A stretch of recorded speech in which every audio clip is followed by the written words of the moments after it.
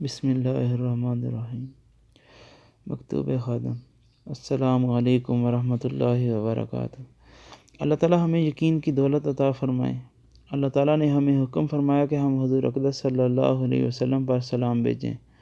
آپ صلی اللہ علیہ وسلم نے ہمیں بتایا کہ تمہارا سلام فرشتوں کے ذریعے مجھ تک پہنچتا ہے اور میں جواب ارشاد فرماتا ہوں، اور اللہ تعالیٰ سلام پڑھنے والے پر 10 سلام نازل فرماتے ہیں۔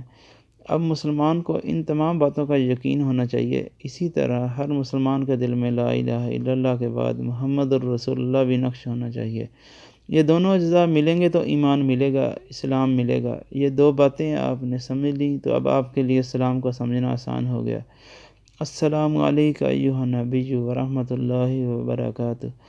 حضرت آقا مدنی صلی اللہ علیہ وسلم کی رسالت اور محبت ہمارے دل میں حاضر ہے اور ہمارا اسلام بھی ان تک پہنچ رہا ہے، تو ایسی حالت میں ہم نے آپ صلی اللہ علیہ وسلم کی تعظیم اور محبت کو اپنے سامنے محسوس کیا اور خطاب کا صیغہ استعمال کر کے سلام پیش کیا۔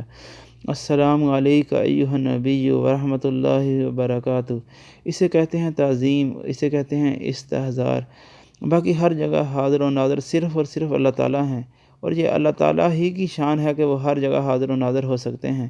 کسی اور محترم ہستی کو ہر جگہ حاضر و ناظر سمجھنا خود اس ہستی کی بے ادبی ہے۔ ہم کہاں اس قابل، ہماری خلوت و جلوت کہاں اس لائق کہ ہم اتنی عظیم ہستی کا سامنا کر سکیں۔ اللہ تعالیٰ تو لطیف ہیں، خالق ہیں، علیم ہیں اور ستار ہیں، اور کل یوم ہو فی شأن، اور ان کی شان ہمارے تصور سے بہت بلند ہے۔ والسلام۔ خادم۔ لا الہ الا اللہ محمد الرسول اللہ۔